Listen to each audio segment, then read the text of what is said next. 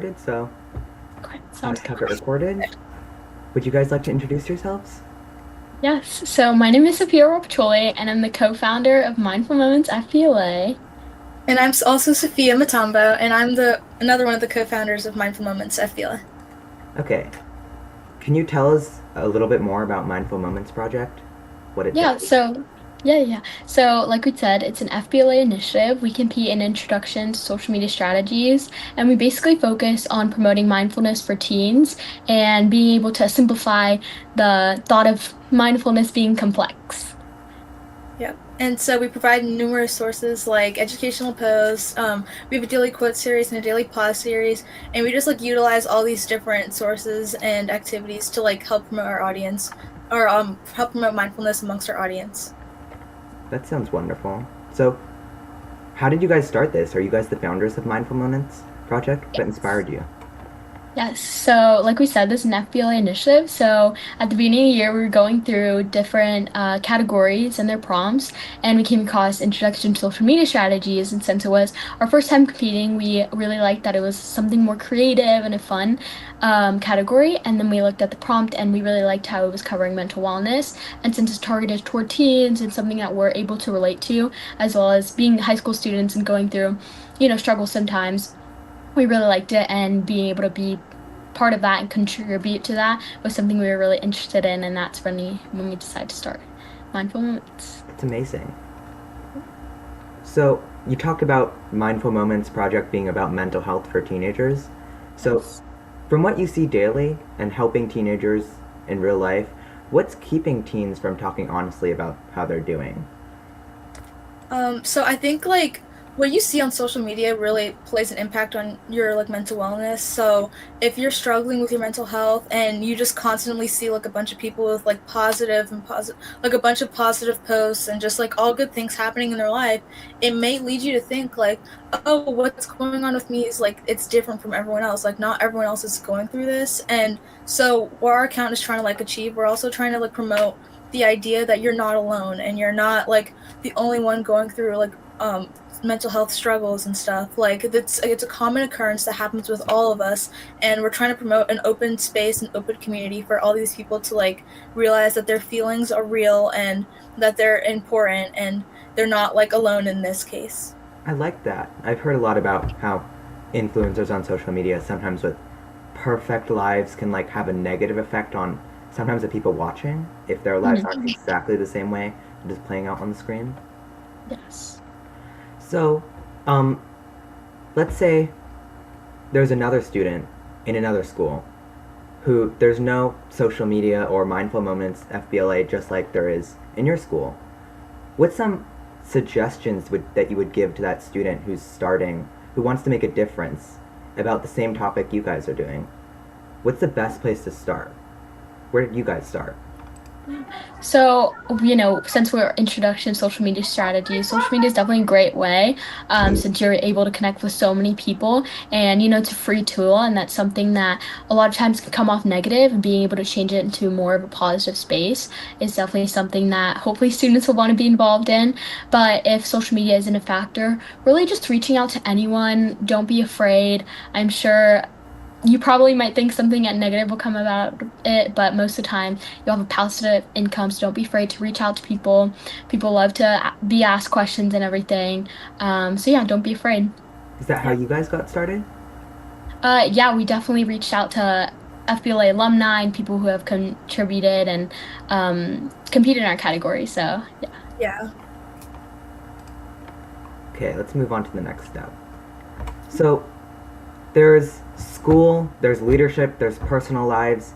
Things get intense for teenagers. How do you like prevent burnout and make sure teenagers are still valuing themselves and especially on social media, like how influencers aren't again, how we were just talking about the perfect life isn't making teenagers feel bad about themselves.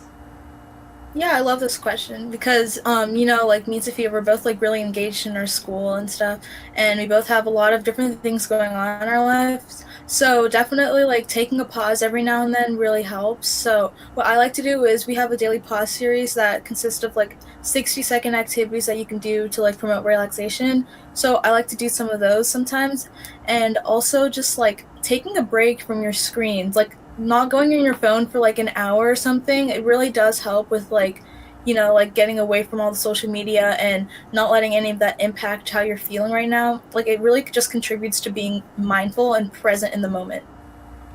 Okay. So, what advice would you give to someone, a teenager just like you guys, who's dealing with the stress from school or from their life? What advice would you give to them? Honestly, overall, I would say be present. You only have your high school career once, and so hanging out with your friends, obviously it's great to get involved and be in extracurriculars and take on a good workload, but definitely having that balance is something hard to achieve, but definitely worth trying. Just trying to be mindful and trying to take those breaks, hanging out with your friends, like I said, and doing activities that you're actually passionate about and that you actually want to do so that you don't get that burnout and you avoid it. Especially for teenagers who are applying to college or like getting near to that age, how would you suggest helping or strategies to help them feel more relaxed or to aid their mental health when they're applying to college or like dealing with the stress of their high college admissions? Sorry. I think definitely reminding themselves that like your resume doesn't define you. Like you can do all these great things in life, but then a couple years down the road, none of it's going to matter anymore. So just really prioritizing your own sanity and your mental health over like how people view you or your different accomplishments or what college you get into, it can really play a big toll on your mental health in general. Yeah, I've Also, been recently seeing a lot of like I know there's a lot of social media influence on like, especially the high school admissions process, and even that's aside from personal life and social issues. And sometimes teenagers can feel like overshadowed or kind of scared for that process. And I like how you talked about how in 10 years' time, in a decade, some of the stuff you do now isn't going to matter, and it's it's okay. Yeah. Sophia, you were saying something? Did you want oh to? yes, I was gonna say also not being scared to reach out, whether that's maybe a counselor or even your parent, just having that support, even a friend. People are going through the same process that you, and you don't have to feel alone. You're not alone, and that's something that we really try to implement into our project. It's cool. I know you talked about building a community with mindful moments. Do you guys have a community or sponsor videos for helping teenagers deal with that stress during their lives? Yeah. So we actually, we do a bunch of online things, but for our local community, we host monthly mindful meets. So we try to have guest speakers kind of like this, and we do it in person in our school. And this month, we're actually doing a pickleball tournament, and we're raising money for charity. So something that's helping, your mental wellness with physical health or different topics each time, and being able to make sure people know that they have that support and those connections that can be made during those meets is definitely something that we try to do for our community. I think a key thing for teenagers is making sure they are not well rounded, but like they're able to engage in all the aspects of their life. Like Mhm. maybe not just pitching everything into your high school career, but also remaining active physically and making sure your mental health, what we're talking about right now, is still okay. Yeah, Yes, exactly. definitely. Okay. So, a lot of students tie their entire identity to, we were just talking about this, to their GPA, their grades, their resumes. How do you keep your self worth separate from your accomplishments? So definitely like reminding oh, sorry. No, you can go ahead. Oh, okay. So like what I said earlier, like reminding myself that my grades don't define me and that I'm so much more than that, and just really like taking a break from school or like sports, clubs, all of that to just like have me time and like maybe hang out with my friends, go on a walk, read a book, something like that. Just anything to get me away from like being stressed out about all the different things going on in life. Did you want to Yeah, continue, Sophia? yes, I totally agree. And, being on that end of that, since we did start this for FBLA, it may seem like that, obviously it's great we were trying to do it for college as well, but being on that side of creating it, we also try to be, practicing what we preach. And so whenever we're making a daily pause or daily quote, being able to take in that information and apply it as well, and not just preaching it, is something that we both try to implement. How do you bring that into your life? Yeah, honestly, just like reading it and like actually trying to do the practices that we post and everything. And, with the research and everything, learning cool facts about mental health and how I can help myself mentally definitely helps. So let's say there's a kid out there who's maybe suffering at school or something's going on in their life. What advice would you give to them, especially when they're like feeling bad about how their school life may compare to another person? Just like knowing that no matter how much you compare yourself to other people, everyone's going through something. So even though you're like focused on how bad your thing is, just know that there's always hope and there's always light. Like there's always an opportunity for you to take and more. There's like there's always a future available for you, and just progress and just working as hard as possible will get you exactly what you need. I think, Sophia, you were talking just now about how there were uh, strategies you use, like taking a walk and reading a book, for helping with a teenager's mental health. Are there any more which you would advise to any listeners? Oh, okay, I can add Oh, on wait, to that. Sophia or me, Sophia? Um, Sorry, it's okay. I can add on to that. I'll Well, start I would say addressing with another. Sophia M and Sophia R next time.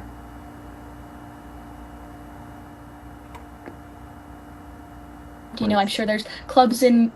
Sorry, What? my Wi-Fi just cut out. You're good. I'm sure there's clubs in your school or anything, and if there's not, and you don't feel that sense of community, don't be afraid to take that initiative and start it. I know at my school there's plenty of clubs, whether that's curricular things or just fun hobbies. You could definitely take that initiative and be the person to start that. And what would you say to teenagers who are feeling inspired by you guys, who want to create communities in their own, like, state or school or county about the same sort of mission, mindful moments, right? What advice Yeah. would you give them? I would just say like go for it and make sure you stay like dedicated and committed to it. It does take a lot of work to run the project, but definitely just like making sure that it's for a good cause and if you're really passionate about it, it'll be really fun to like carry out that project. And just like communicating and reaching out to other people to collaborate and stuff, and yeah, just staying like consistent with the project. So we were just talking about resumes. So let's say there's teenagers out there who are overcommitting to extracurriculars because of the stress. Is there anything specific we can tell them that they are enough? Yeah, for sure. And going along with that, I would say just honestly being passionate about what you do. It's great to have your resume, but like Sophia said, your resume doesn't define you. And so be passionate about what you do and something that you actually like to do and maybe want to go into in the future. Make sure that that's applying to your time and that you're not just wasting it trying to strain yourself. And because at the end of the day, that'll lead to burnout. Yeah, and Sophia M, you were just talking about how um, that in a decade, I know I already mentioned it, some of those stuff aren't gonna matter. So, like, maybe be a little bit more mindful. Like, your mental health is you across your life, but your high school is it's just one moment. It's just 4 years. So, maybe don't overstrain yourself so your mental health takes impact. Yeah, definitely. So, Yep. it's tough to turn things down when you're driven. So, I know you guys have started mindful moments, and you guys were just talking about how you've created so many opportunities for other people. Is there ever a chance or a time where you've had to say no, either with mindful moments or during for your own mental health in your own personal Yeah. life? Yeah. So since this is an FBLA initiative, as much as we would love to get more people involved, even not just us, but making sure that other people have their boundaries, that's really important. But as far as us for our boundaries, we had a few people reaching out saying that they wanted to volunteer, and unfortunately, we had to take that step and make sure that they knew since we are an FBLA initiative, we can't have volunteers or anything like that. And although it was nice to see people really driven, we had to say no, unfortunately. Yeah, and I think like as far as like a personal life, like we made a post about this a while ago about protecting your peace. So definitely like saying no to things. Like I don't know, if a friend wants to like hang out, maybe you might have to say no to them if you're really stressed and have a lot going on. I might just say like no, like I can't right now, I'm sorry, but it's definitely like important that you do that because it's protecting your peace and it's making sure you're not overwhelming yourself and straining your mental health. So Yeah, appealing to you and maybe not just like being the people pleaser. How can teenagers avoid people pleasing? What are some like strategies for them to take time for themselves? What have you guys done that take you guys take time for yourself? Going back to what I said about being passionate about what you do, for us, since we are in FBLA, we're both interested in business. So even though it does take a lot of our time, we like it because we want to do something in business. So make sure you're just getting involved in things that you like and, like we said, protecting your peace, having your boundaries, and not being afraid to say yes, but also not being afraid to say no. yeah. Sophia M, do you have anything to add? What strategies do you use for yourself to keep your mental health intact? I think definitely like asking myself, what is this gonna benefit me in like a year from now, or maybe like a week from now? Like if I say no to doing this, or if I hold off on doing this to protect my peace, like is that gonna harm someone, or is it really just for my benefit? Things like that. Like it really helps with prioritizing my peace and also making sure that I'm not like trying to people please, especially when it like won't get reciprocated at all, or like it doesn't matter. So we were talking about the peer gap. So again, we were just talking about teenagers on social media having to differentiate themselves from the people on the screen and telling themselves it was okay. How can teenagers do that when like that peer is in their life? Like, is there any specific advice you'd give to them? Yeah. Maybe one of their friends is overshadowing them and they feel the pressure to be the same thing. Like we said earlier, I feel like having those boundaries and like Sophia said, making sure that you're passionate about what you do and asking yourself, how it benefits you in the future. It's not selfish and just reminding yourself that, you need to make sure that you're taking care of yourself, especially mentally. And as far as like social media and everything, taking those breaks and recognizing when you need them and when it's taking a strain on you is really important. So I would say just watching out for your body signals or your mental signals and like I said, as far as friends, having those boundaries and making sure that, you're equal. Yeah, and also like just reminding yourself like reminding yourself that comparison is the thief of joy. Like you don't need to compare yourself to all your friends all the time because maybe they have other things going on in their life that like helps them out with all the stuff they achieve. So really just focusing on what your limits are and making sure you don't like overstep on them. It helps out with setting boundaries and making sure that you do what you're capable of and not trying to do what you see others doing just for the sake of like staying on their level and stuff because everyone has a level they're meant to stay on and everyone has their own like personal limits and it's just important that you acknowledge them and respect those. I completely agree. The fact that like a person is just more than their accomplishments. You're a Yeah. multifaceted person. You're more than just what you did. So, Exactly. what are some warning signs? I know Sophia R. You were just talking about how keeping a watch out for your body signals and your mental health Yes. signals. What are some warning signs that like teens can identify in themselves? Well, I would say as far as social media, since we are a social media category, for me personally, for social media and just being on technology in general, since, we're students and we're doing this on social media, honestly getting eye strains, like I have blue light glasses and that really helps me. And just making sure I identify that and taking time, just to do something else I like that's off technology, whether that's reading or going on a walk, like Sophia said, or even just hanging out with my family or friends. But yeah, really being in tune really helps. Yeah, and I think like for me, sometimes like I doom scroll and I just like at some point it gets too much and I start getting sick of it. So like just acknowledging that my body's telling me to stop, I have to respect that and go out and do something else. Like maybe go out on a walk or something, or go read a book. Like just anything to acknowledge that my body's telling me to stop. And then as far as like mental signals, like if I were to be on social media and start comparing myself to someone, I have to take a moment to stop and tell myself like I shouldn't be doing this. Like that's not what social media is meant to be doing for me right now and I'm not benefiting from it in any way possible. So sometimes it's just like realizing that you shouldn't be envying other people or comparing yourself to other people and I just tell myself, you know what? I'm not going to do that. I'm not going to stand for that. So I just like block the person. Just anything to stop that negative behavior and activity. Yeah, keeping that negativity out of your life. Hmm. How can teenagers like distance themselves from? I know we were talking about blocking. that person, distancing themselves from a person or an influencer or maybe even a friend in their life who's like a negative influence and who they're starting to realize through those same warning signs may have a negative effect on their mental health.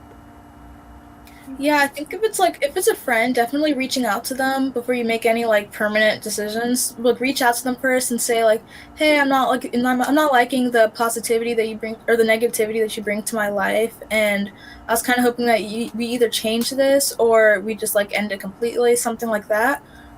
Or if there were to be like an influencer, definitely like limiting how much you expose yourself to them. And if it's just like a source, like in general, like if you're on TikTok and you're constantly getting negative stuff on your feed, like on your feed page, there's usually a feature where you can press not interested and you can typically block out that sort of content so you won't receive it anymore. And that's like one of the easiest ways that I use to like eliminate negative stuff in my social media exposure. Do you have anything to add, Sophia?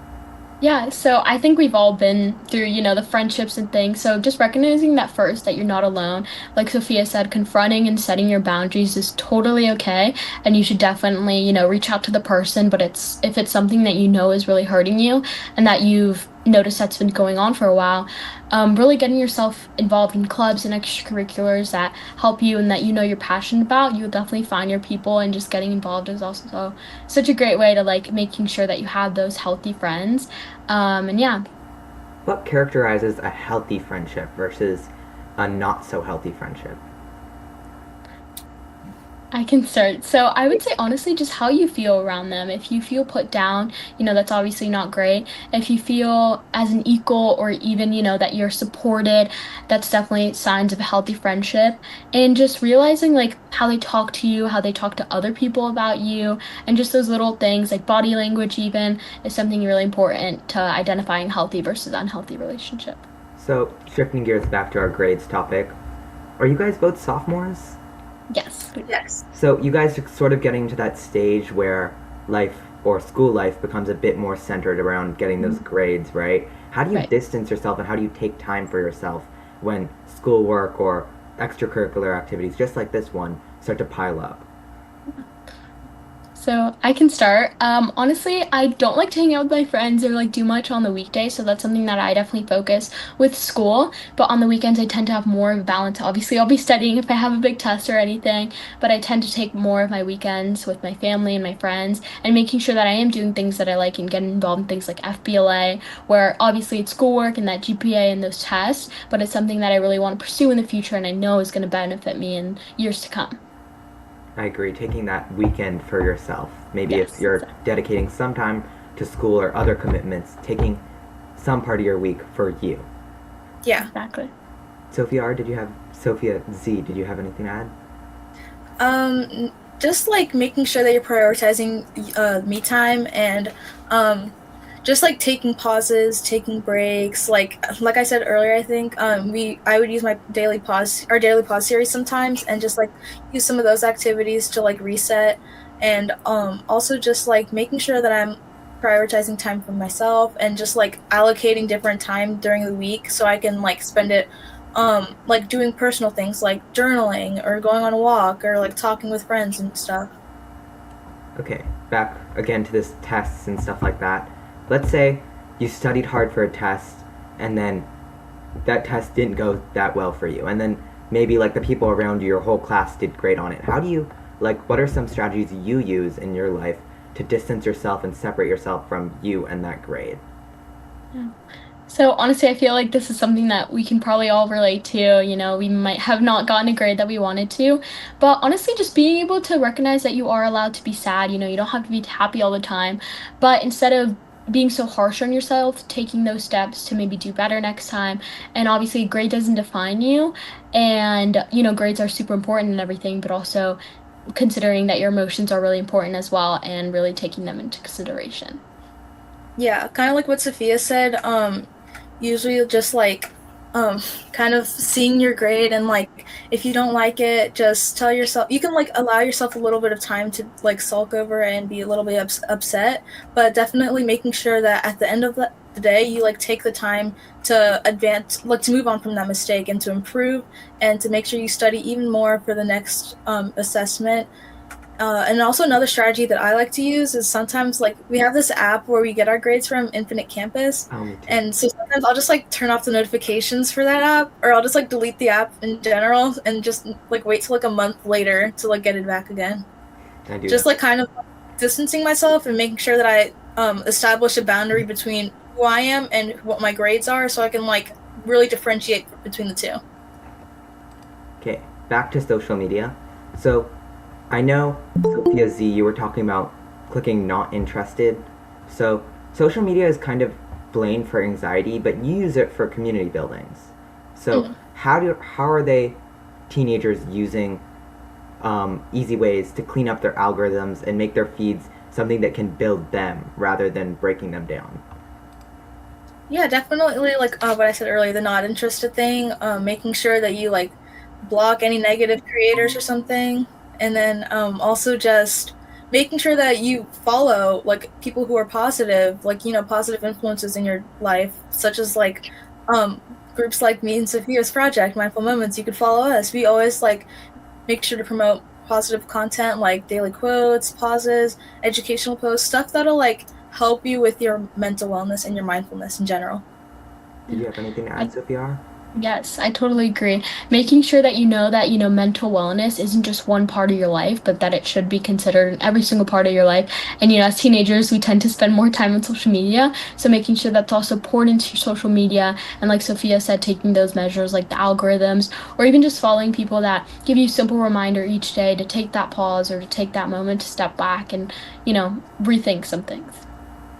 Okay, let's keep talking about social media. So, when you post about mental health, how do you balance being real about struggles while also keeping things hopeful? So I can take this one. I would say that's a question that we really want to implement into our project. And that's why we have things like our mindful meets where we have guest speakers just like this talking about, their positives, but also their testimonies and the things that they've had to overcome, but also them sharing what they've overcame and how they did it and making sure that people have, that real connection to someone who went through something similar. Okay. Sophia Z, did you have anything to add? Yeah, just kind of the mindful meets things that we have where we have people come in and like share their different stories. Um, and also just making sure that we continue to like emphasize the idea that like you're not alone in this and that like people do struggle with their mental health and it's a normal occurrence, so just emphasizing that people have a safe community for that, which is our project. We try to like build that community and make sure that people like are aware that like you can have your good days, but you can of course like always have those bad days too. We're just here to help you out with them. Yeah, keeping that spread between like the good days and the bad days and knowing when you need time for yourself is a big part, right? Yep. Yes, exactly. We were talking about taking offline breaks. Mhm. So, digital fatigue is a real thing, and doom scrolling is pretty much evidence of that. So, what do your offline breaks look like? Honestly, going back to that community question, it's something that I definitely like to implement in my life, like I said earlier. So, being with friends that I do feel positive with and my family, taking a day trip, whether it's to the mountains or just to something that I know that I like and that I'm really passionate about, and making sure that I'm balancing that with, my social media and, prioritizing that. Yeah, just like things that I do during my me time. So just like maybe sleeping or reading or like I don't know, going on a walk, going on a run maybe, or just like keeping up my physical health because I know I struggle to or like I forget about that a lot. Sometimes it's really important to your mental health is also keeping up with your physical health. And now that summer's coming up, like going to the pool, I don't know, just kind of enjoying the nature and stuff around me. How do you bring your family into the mix and making sure like you tell your family that like hey, I'm not feeling at my best right now. So everyone's in the loop and your parents, siblings, your family knows where you are. Yeah. Going back to setting your boundaries, that's another thing that I've really learned. And that, obviously my family's great and I spend my time, my me time a lot of the time with them because I feel really supported and loved with them. But, sometimes, like you said, there you need to step back and you definitely need to communicate that. And so I think being able to communicate that really well, whether it's with your friends or like you mentioned, family, something really important, and letting them know that you're not taking your anger out on them necessarily, but you are going through a rough patch, whether it's a school or with anything, and just being open to that communication and those boundaries.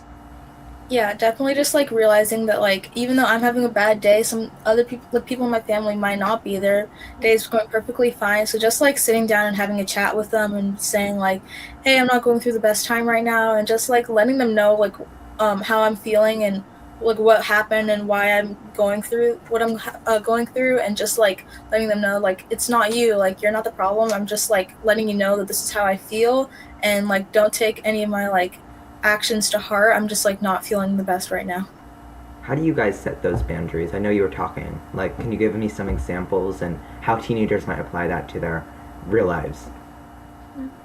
So going back to like with being in tune with your body, for me, if I can feel that I'm already irritated, and for example, like today, my mom asked me to do a task. I was getting a little irritated, so I made sure to stop right there, take a deep breath and communicate with her. So I would say just really hitting those points that, your body's telling you or your mind's telling you, your emotions, and really communicating that and confronting that when it happens so that you avoid burnout or things like even like hurting relationships like with your parents or maybe with friends.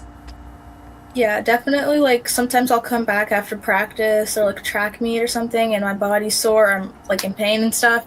And like my mom asked me to do a chore or something, and I'll be like, I'll be really irritated. So I'll just like pause and I'll tell her like, "Hey, mom, I'm not feeling 100% right now. Like my body's hurting, and can I just like get a few, just can I do like a little bit of time to just like reset first, and then I'll like go deal with that, stuff like that."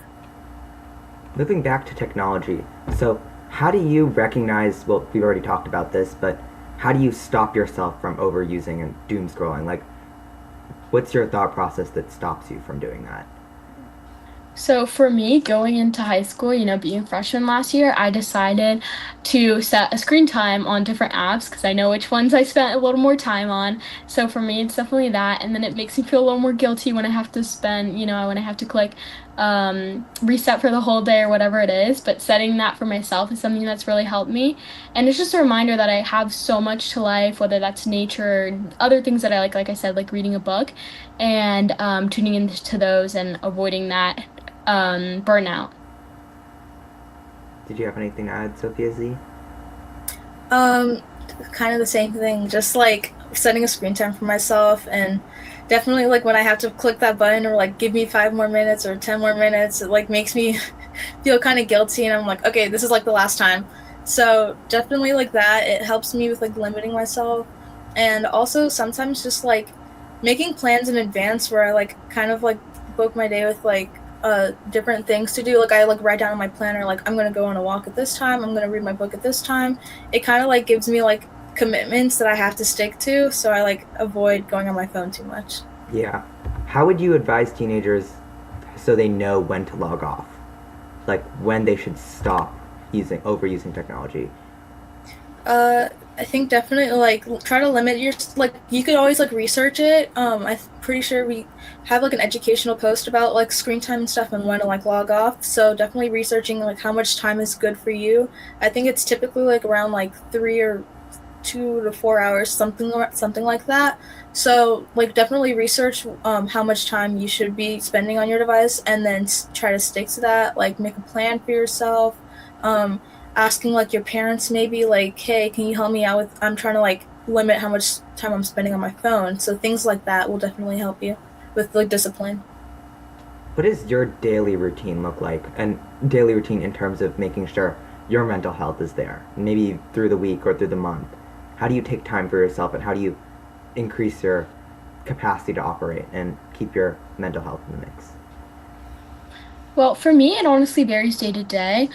Since now we're in summer, we have a lot more free time. But for me, I love doing little crafts. So picking up little hobbies or stuff like that is something that I really like to do on a day to day. But obviously, with, summer, it's also time to be studying and preparing for the next school year and taking those initiatives.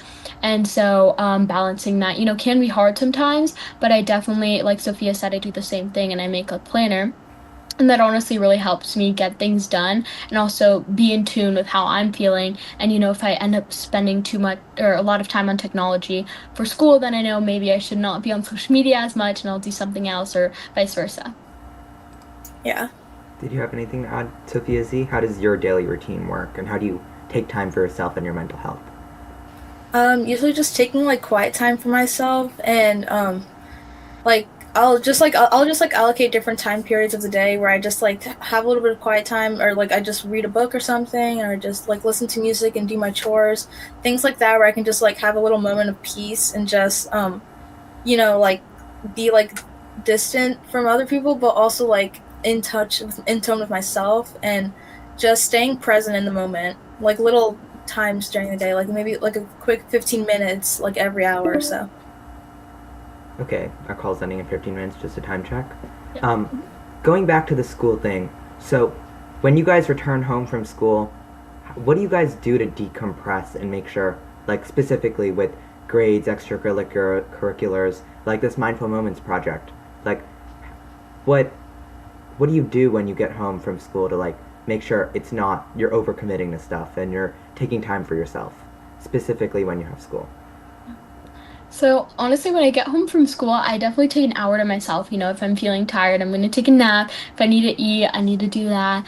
And then taking the hour, just not being on my phone, just being present, and also just not being scared to take that quiet time by myself. Just if I need to think out loud, listening to music helps, and doing anything that I want to do. And then after, doing my schoolwork or whatever. And like I said, like if I spent a lot of time in technology for my school, then I need to take that in mind with social media and maybe not consume as much social media. And I think that's really important.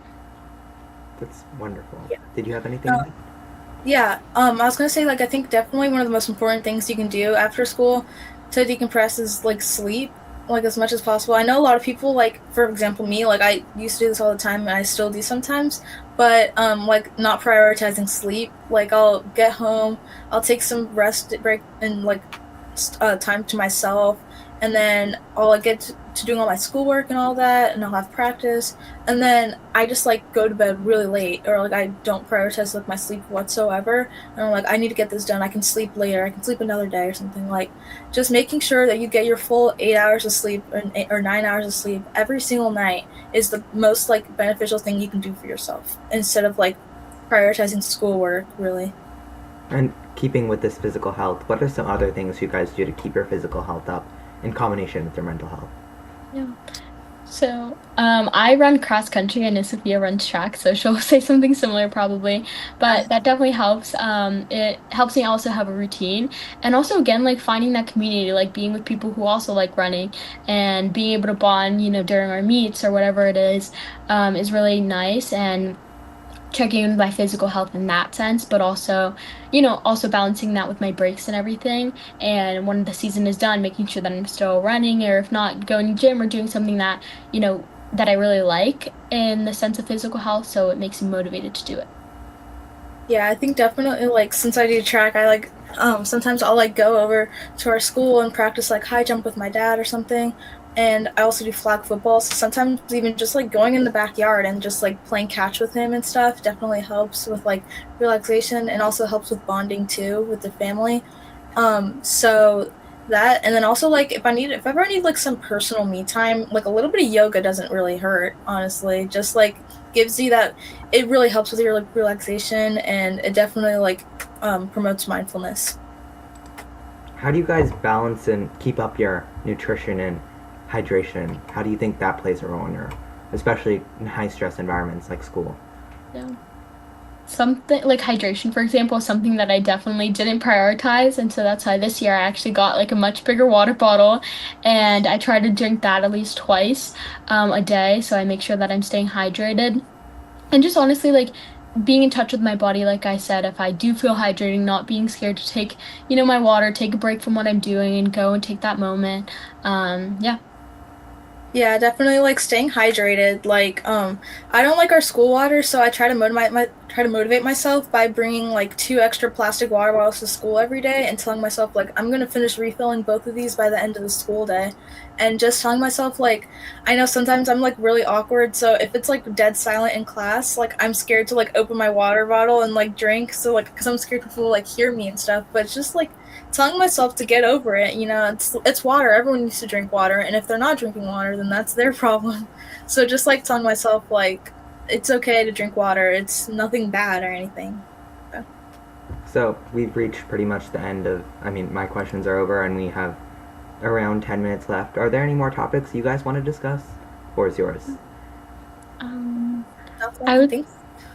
I was just gonna say maybe like some initiatives that we do. So, for example, like we have like our mindful meets, like we said earlier, we do our daily pause and our daily quote series. I know we've partnered you guys for our Mindful Monday series, where we do our collaborations, and that's something that we definitely try to include and make sure that we're diverse in the initiatives that we take on within our project, and also incorporating those physical activities, whether that's in a sense of community or promoting it, and also doing those educational topics and researching things that people should know. Yep. Did you want to add anything, Sophia Z, about how your organization really builds the community? I think also with like our Pause with Purpose thing that we've got going on, it's like we sell bracelets, and then we use the profits to donate to charity. So I think the bracelets are they definitely serve as a reminder to the community to like stay mindful, because they have like relax and everything written on it. So it definitely like helps. That's in that sense, it definitely helps with building the community and to build a mindful community. And also we have our podcast that people can always listen to if they ever need like two girls just helping them like take a deep breath and stuff. So that definitely helps out too. Okay. Anything more you guys would like to discuss? I would say that's it. Thank you. Mm-hmm. Yeah. Thank you guys. Of course. So, it looks like we've reached the end. So, thank you guys for being our guest speakers for today's Mindful Moments Project guest speaker. And I hope you guys continue your journey with your organization and you're able to help even more people. Thank you. We wish you the same. Thanks for having us. Mm-hmm. Thank Thank you for you. being here. Thanks. Bye.